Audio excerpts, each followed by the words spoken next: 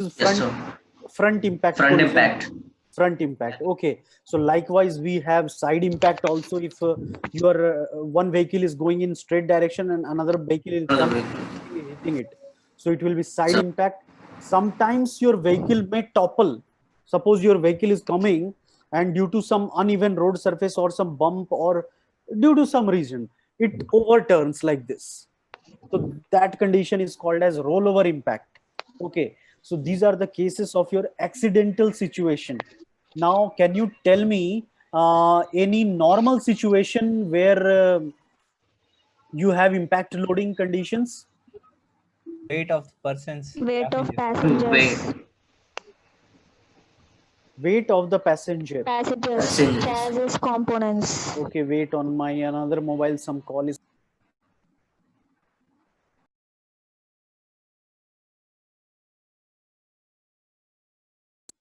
Okay, weight of the passenger. And another case is whenever we have a road bumps. Okay, suppose It's you have speed breakers are there, no, sir. speed breakers are there, so there you will feel an impact load. Okay, so whenever there is speed breaker, road bumps, any potholes is there, so all those things will bring into your impact loading condition. So all those load has to be beared by your chassis. Okay, so there are some multiplying factor usually that are considered doing the design calculation, but here we are not bothered about the designing. Here we are only bothered about the introduction. What are the different components we will see in our first unit. That's it. So today, now I'm going to share my PPT slide.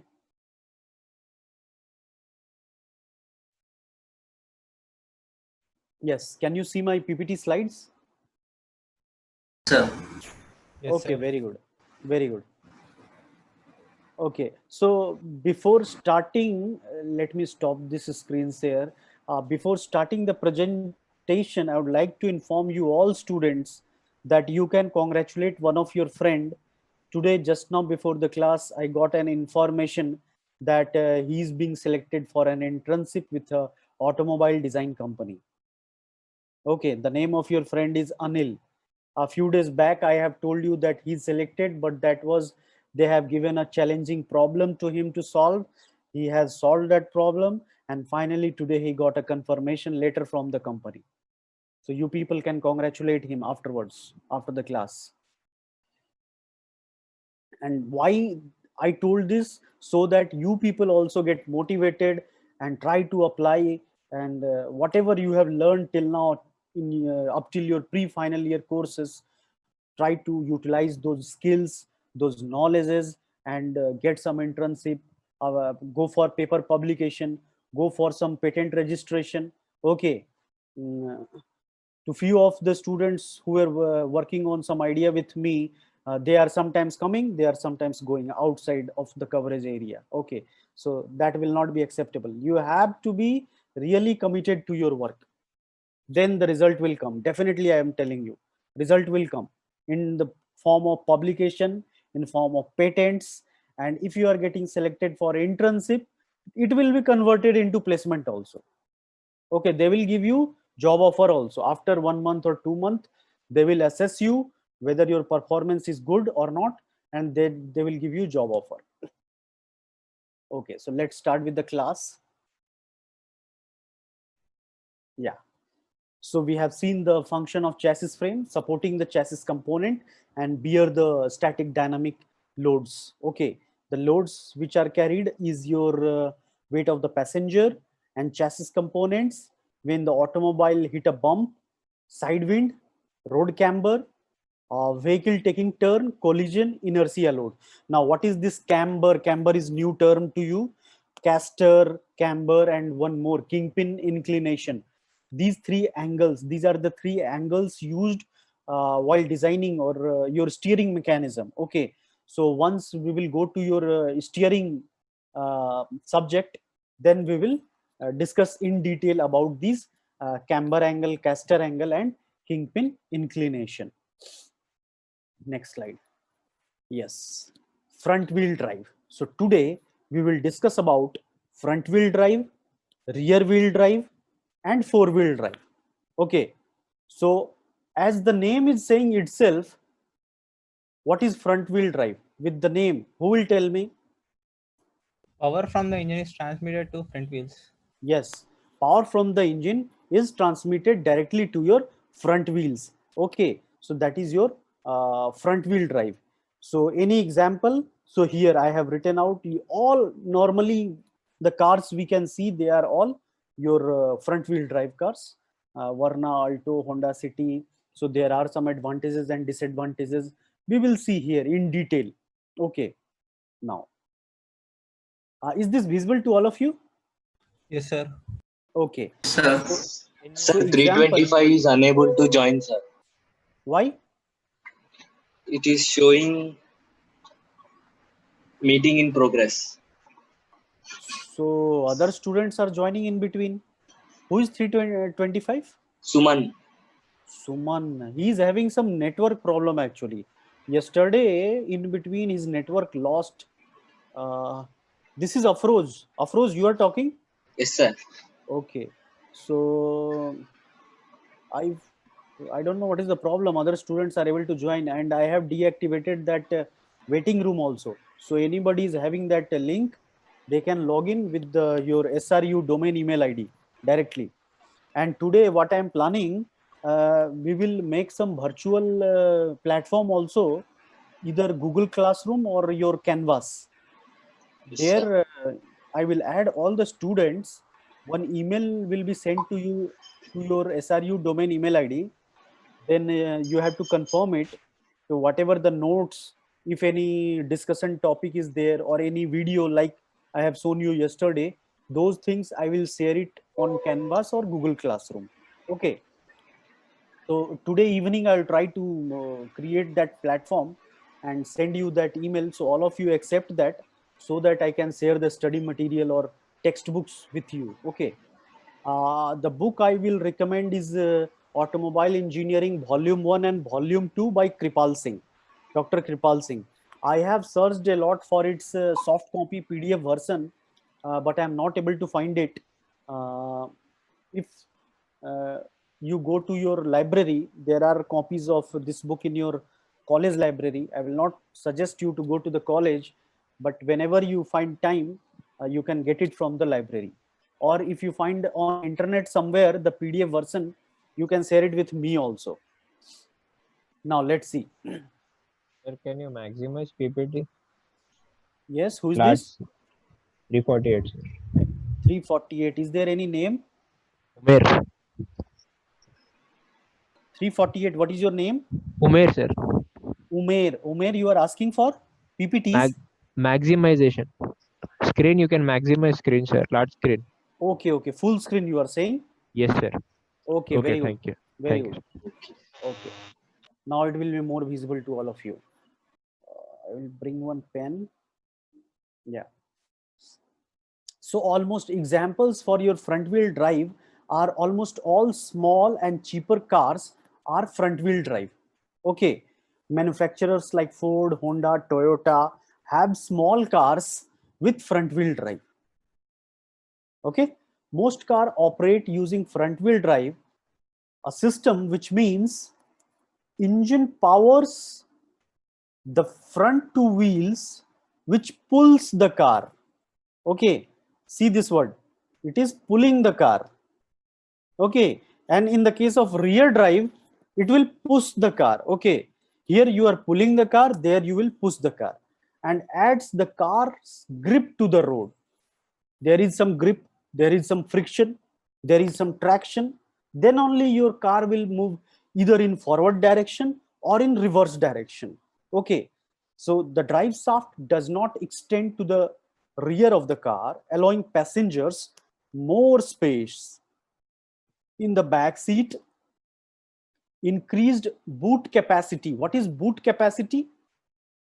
Anyone in the classroom? Storage. Storage. Backside we used to keep our luggage na, that is called as your boot space. Okay, better mileage against fuel consumption. In addition, there is a traction control. It will limit wheel spin in severe weather condition. Okay, so there are some advantages as well as some disadvantages. So let's see one by one. front wheel drive provide good traction in most driving condition. So we can say good traction is one of the advantage. Okay, cheaper than all wheel drive and rear wheel drive. Another advantage is it is cheaper.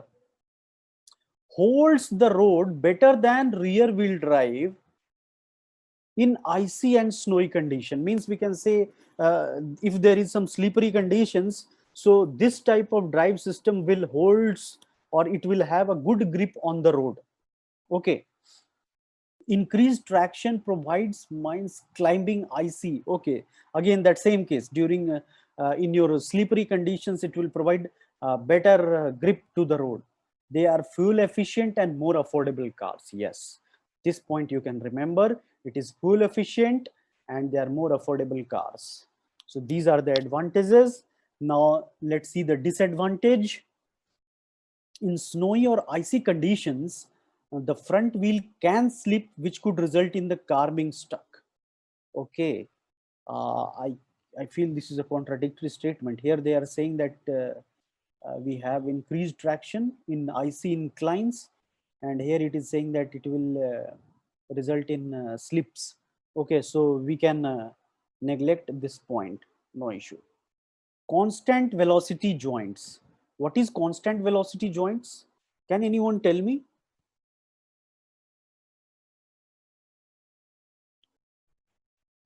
Have you ever seen any constant velocity joint in your theory of machines?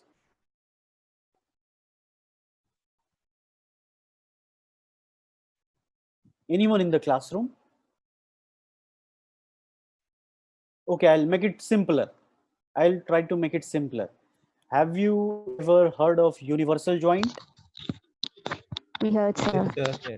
What is the universal joint? You tell me. To transmit the power.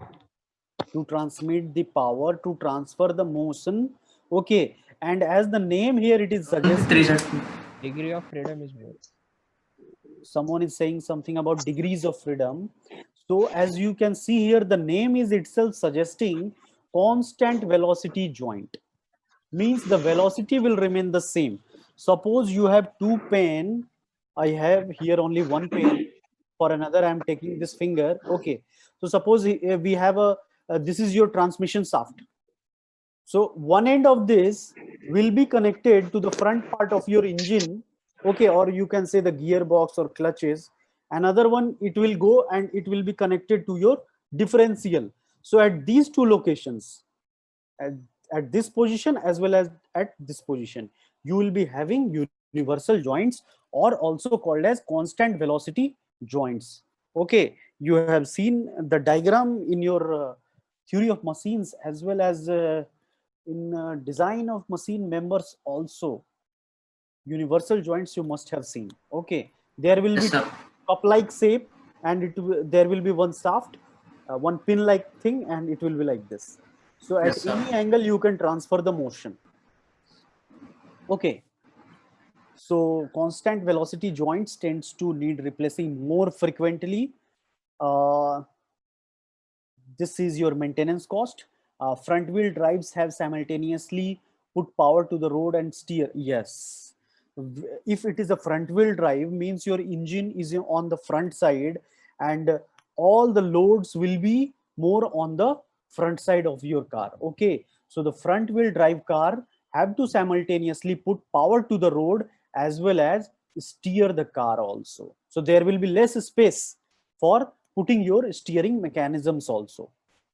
High powered cars can be difficult to control when they accelerate, which is caused by front wheel jerking left or right. This is known as torque steer, a new term I am observing here.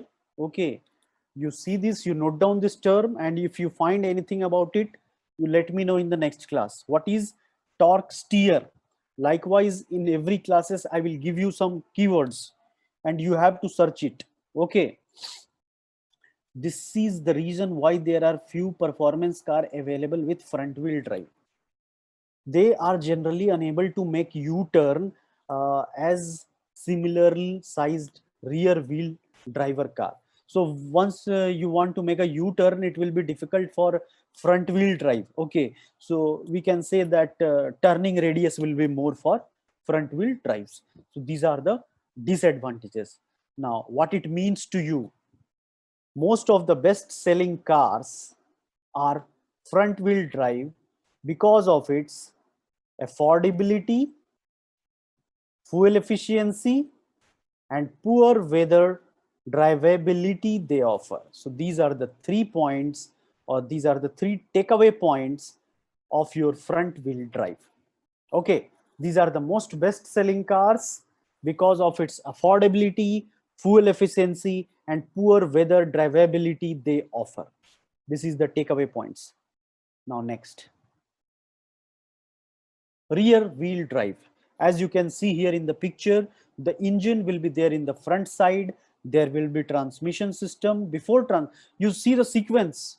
Many of the students, they don't know the sequence. Okay, many of the students know, I know better, but you remember the sequence. First there will be engine, then you will be having the clutch. Okay, then you will be having the transmission. In between engine and clutch is connected to some flywheel. Here there will be some flywheel also. Okay, we will see the components of engine. In that topic we will see all the details. After the transmission is what? It is your gearbox. Here you will be having in your car gear number 1, 2, 3, 4, reverse. All those gear comes under this transmission system. Then here you can see the constant velocity joint or universal joint that I was talking about. These are the 2 joints, and this is your propeller shaft. Okay, and this constant velocity joint is connected to another shaft, and that shaft is connected to your differential mechanism. Okay, and differential mechanism powers or gives power or motion to rear axle shaft. So that kind of vehicles are called as rear wheel drive systems. Okay, now we will see the examples. These cars are more expensive. Larger cars tends to be rear wheel drive. Examples can be seen in BMW, Mercedes, Mazda, Jaguar, Audi, Alpha are just few examples. So we can see these are some premium cars coming into the category of rear wheel drive. Okay, rear wheel drive car spreads the weight more evenly from front to rear. Very good, very important point. The car spreads, this I'm underlining, spreads the weight more evenly from the front to the rear. Weight distribution is very much important. Okay, if you have seen one experiment in your theories of machine, balancing problem, have you seen that? Balancing of any rotating component in your theory of machines? Okay, if it is not in their syllabus, then you can see on YouTube. That is very important. If you are interested in design, vibrations, or dynamics of machineries or kinematics of machineries, then you can see one video on balancing experiment on YouTube. You will easily find so many links. Okay, so then there you will see what is the importance of weight distribution. With slight increase in the weight, how does that small weight magnify the unbalanced forces? Okay, so weight distribution is very important in any machinery. We don't desire any uneven or any unbalanced loads. Okay, so weight distribution, first point. Second, front wheels only steer, so can perform significantly sharper turn. Okay, so since it is a rear wheel drive, so we have more space for your steering mechanism. Okay, so it can significantly take sharper turn than your front wheel drive car. Okay, this is the result of fewer components on the front side. Most sports car and virtually all race cars are rear wheel drive, and the weight distribution, this aids better handling and provides optimal driving performance. Okay, so this type of system is providing with you better handling and optimal driving performance. Okay, if I am correct, then you all or some of you must have played one game, Need for Speed, one computer game. When I was in my BTech, Yes, sir. I used to play those games. Okay, so there you will find gadgets you earn that will modify your handling of the vehicle, that will provide the optimum driving performance of the vehicle. Okay, so here you can see all those points. So rear wheel drive, we can say it is mostly seen in premium cars. Okay, it has a better weight distribution. It provides better space to the front steering system, so it can take a significant sharper turn. Okay, another thing, it aids a better handling and optimal driving performance. Okay, so these important points you can keep in your mind. Now we will see the advantages: better handling, balance on braking and cornering in dry conditions. Okay, if you accidentally run over curb in a rear wheel drive car, it is highly likely you won't damage anything, unlike the front wheel drive. So there are certain cases where you can see that the damage will be minimal in case of rear wheel drive. Rear wheel drive accelerate in straight line, avoiding torque steer. Again, that term is coming, torque steer. Okay, so this term you have to see and let me know what is this torque steer all about. Okay, now we will see the disadvantages. The driving wheel is situated at the back where the vehicle is not heavily weighted. The driving wheel is on the back side where the vehicle is not heavily weighted. Okay, this is a vague statement. They perform with weakest in poor weather, particularly in rain and snow, even with traction control. Traction control, nowadays this traction control mechanism is coming in the present automobile system. Whether anybody has having idea about this traction control system? Yes, sir. Yes, please speak it out. Traction controls locks the wheels when they are freely spinning, sir. When it is freely spinning, it will lock The wheels such that the power will transmit it to another wheel. such that the power is transmitted to some other wheel. Avoiding Okay. slip. Avoiding slip. Yes. Okay, anyone wants to add any other point?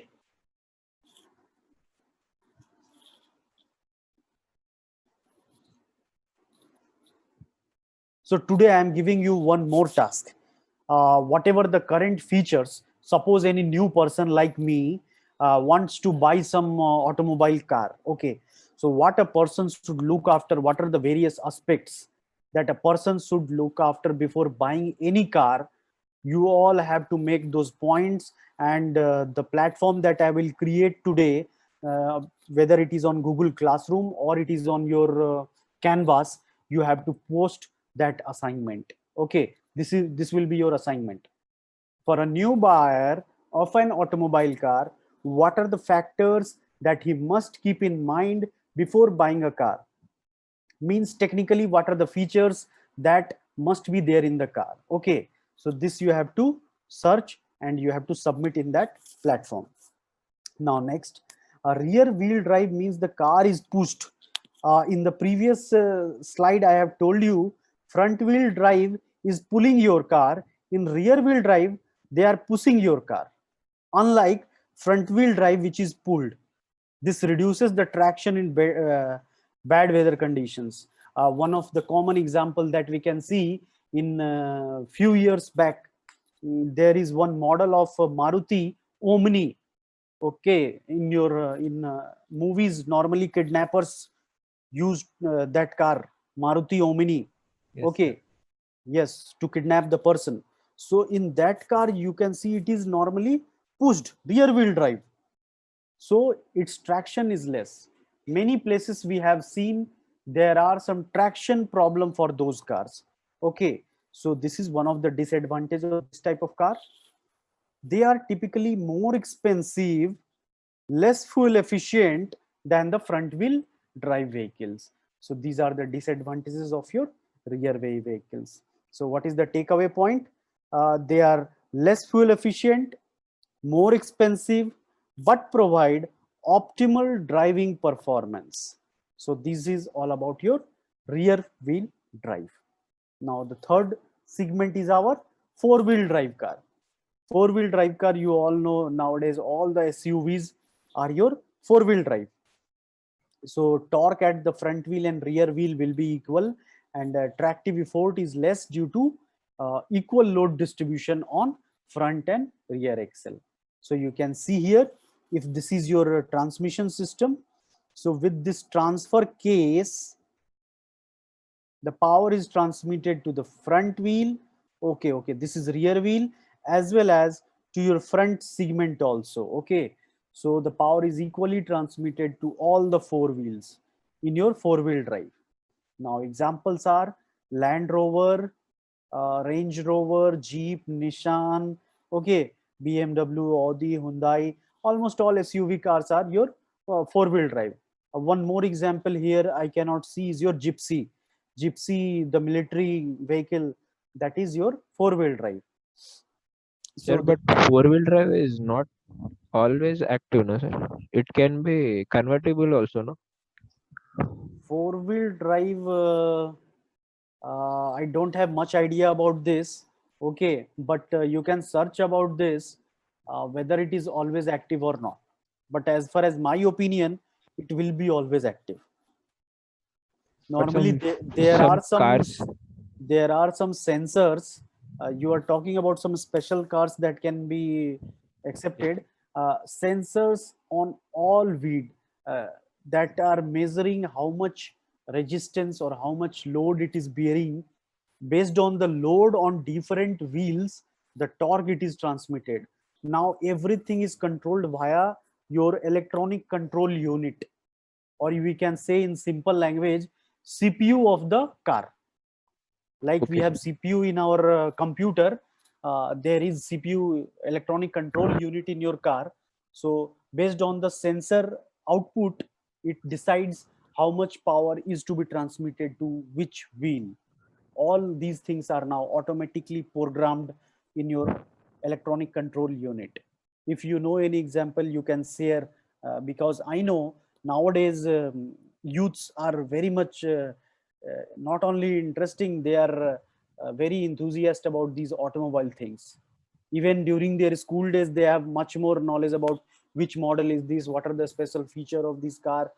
Everything is known to those children. So if you have any information like that, you can share with me and your classmates. Okay. Who is this? Is this Rauf? Umair. Umair. Okay, very good. Permanent four-wheel drive or active. Permanent is where you cannot turn off four-wheel drive, while there are usually options to lock your differential for off-roading or switch the gearbox into lower range for more power. Maybe this point you were talking about, that we have options to turn off our four-wheel drive and other mode also. So what are the advantages? Now we will see.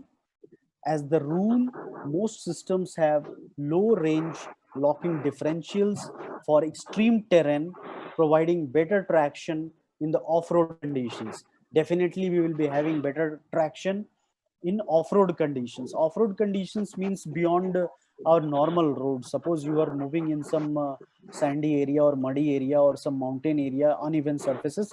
Those places are called as off-road conditions.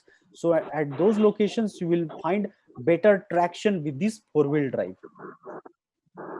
It provides a plenty of power, but maybe too much for the first time car buyers. Okay, definitely for driving these kind of cars, you need some sort of expertise to drive the car. Some sound is coming from the back side. Who is this? Some sound is coming. Please mute yourself. Okay. Now here we have some disadvantages also. Inability to improve braking or cornering in snow. Okay, driving in locked four-wheel drive mode or clear roads can damage the driveline. Has a wider turning circle when in four-wheel drive mode. Add weight and complexity to the car, making the drive more expensive than two-wheel drive models. So these are the disadvantages, like it will increase the weight since we have some added mechanism in it. It will increase the complexity also. So at the same time, there will be some higher maintenance cost, but it will be useful for your off-road traction. That it based on the application, people used to go for these type of vehicles also. Now we will go to the next slide. Type of engines. As you all know, we have different type of engines. Okay, based on, there are some classification criteria, number of strokes. Okay, we know 2-stroke engine, 4-stroke engine, based on the fuel, what is used, diesel engine, petrol engine, gasoline, electric engine. Okay, according to the method of ignition, like spark ignition or compression ignition, according to the number of cylinders, single cylinder engine and multi-cylinder engine, and according to the arrangement of cylinder, like inline, V-type and opposite piston engines. So these are the classifications on which different type of engines are listed out over here. Actually, this subject is like I'm missing our regular physical classes, because if it will be physical classes, then we can discuss and more student will open about different technologies that they can see in the current competitive scenario. Okay, now here I have one video for you people. So again, you have to be ready with your notebook. Okay, now once this video will be finished, again, I'll ask 3 persons, or voluntarily you people can come out and you have to give a summary of what you have seen. Okay, we are going to see the components of engines. So are you ready with your notebook and your pen? Yes, If sir. you are ready, type in the chat box, yes sir. Let me see how many of you are listening and how many of you have kept your mobile phone. Yes, sir. 2 responses, 3, 4. Okay, total participants is 30. Okay,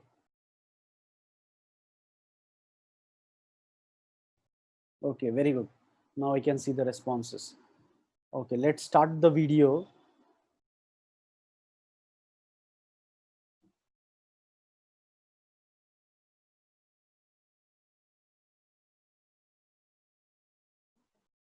Some technologies that Toyota. Are you able to listen the audio also of this video? No, sir. It's somewhat low, sir. Okay, I will increase the sound. We're going to explore some technologies that Toyota uses to maximize engine. Now is it audible? Yes, sir. Okay. Yes, sir. It is saying that some Toyota engine model they are going to show you. Okay. We're going to explore some technologies that Toyota uses to maximize engine performance and economy and reduce emissions. First, we'll review the basics of how an engine works and some basic engine terminology. An internal combustion engine needs air and fuel to function. The more efficiently an engine breathes, the more efficiently it will produce power. Now we'll look at the basic components of an engine. The main components of the engine are the engine block and cylinder head.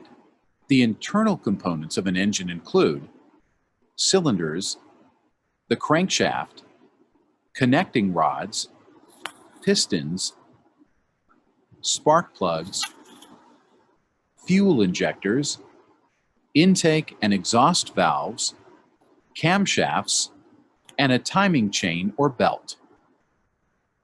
Power is produced in the engine by the 4-stroke process. As the piston moves on its first downward stroke, the intake valve opens to allow a mixture of air and fuel to fill the combustion chamber. This is called the intake stroke. Next, the intake valve closes and the piston moves on an upward stroke that compresses the air-fuel mixture. The compression of the air-fuel mixture will make it combust with greater force than if it were uncompressed. This is called the compression stroke. Third, the spark plug ignites the air-fuel mixture, causing it to burn explosively, which forces the piston into another downward stroke. This is called the power stroke. The fourth stroke is the exhaust stroke. As the piston begins its second upward stroke, the exhaust valve opens and the burned air-fuel mixture is forced out of the combustion chamber through the exhaust valves. Two terms you may be asked to explain to customers are the engine's compression ratio and displacement. Compression ratio is the ratio between the total volume of a combustion chamber and cylinder when the piston is at the bottom of its stroke and when the piston is at the top of its stroke. In this example, the compression ratio is 10:1. Higher compression ratios produce more power but require higher octane fuel than engines with lower compression ratios. Engine displacement is how the internal size of an engine is described. It's measured as the cylinder bore times the length of the piston stroke. This is multiplied by the total number of cylinders and is usually expressed in liters or cubic centimeters. For example, a 2.4-liter four-cylinder engine has a total displacement when adding together all four cylinders of 2.4 liters. The number of valves that engines have varies. Older engines tend to have one intake and one exhaust valve. Some engines have two intake and one exhaust valve. Most high-performance engines use two intake and two exhaust valves. The opening and closing of the valves is performed by the camshaft. Some engines use one camshaft with rocker arms and/or push rods actuating all of the valves. If the camshaft is above the valves, it's called a single overhead camshaft or SOHC engine. When an engine uses a separate camshaft for the intake and exhaust valves mounted above the valves, this design is called double overhead camshafts or DOHC. All Toyota engines use double overhead camshafts. Most four-cylinder engines, including all Toyota four-cylinder engines, are an inline design. Engines with more than four cylinders typically have the cylinders arranged in a V configuration. 6 and 8-cylinder engines are V-type engines. Now let's look at technologies Toyota uses in its engines to enhance power output, fuel economy, and emissions control. The more efficiently an engine breathes, the more efficiently it will produce power. Toyota engines incorporate a number of features and components that are designed to help the engine breathe more efficiently.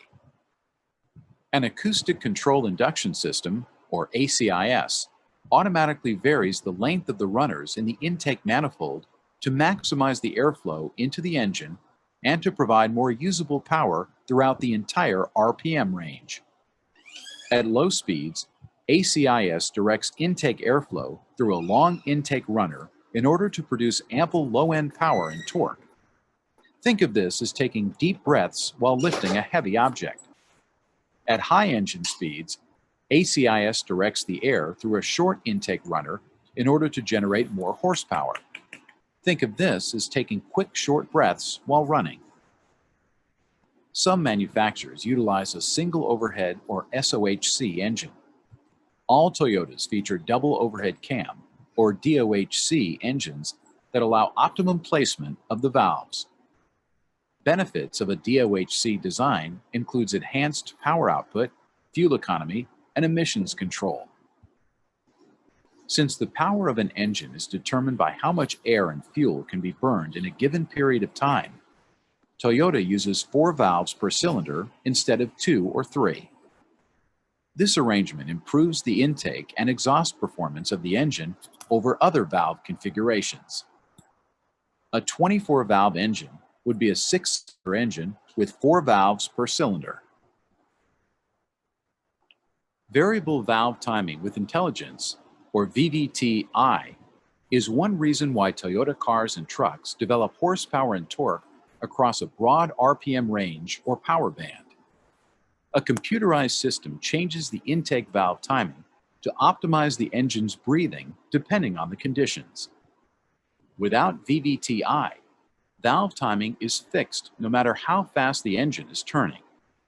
As a result, an engine that works well at high speeds won't perform as well at low speed and vice versa.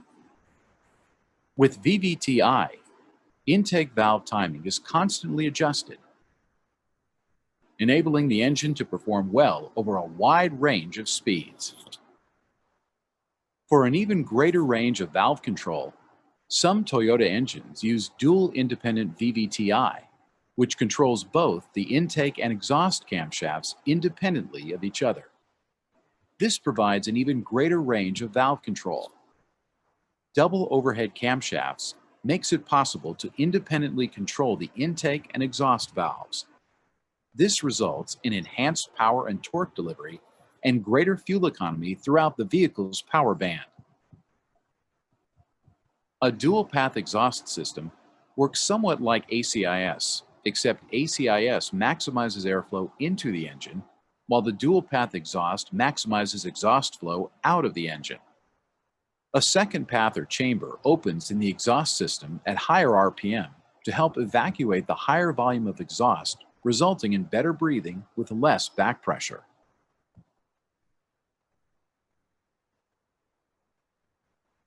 Yes, the video is now over and the session is open to all. So we have seen here a case study of Toyota engine. Like this, how many of you are ready with your notes to summarize this video?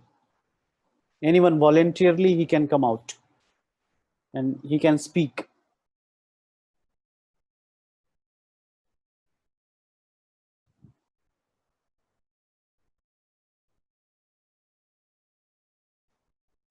Yes, you can raise your hands in your Zoom app.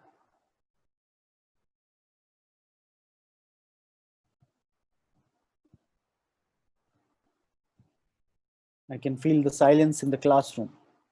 Okay, anyhow, I'm going to give you one task. The task is, when we will come for our next class, you have to come with a case study. All of you, remember, you have to come with a case study of any particular engine. Suppose you have to pick any one car, like someone is going for Tata, any model of the Tata. Someone has to go for Maruti, someone has to go for Hyundai. Okay, and you have to come up with a case study of engine, each and every specification with minute details. If you are coming with some animated video or diagrams, that will be appreciated.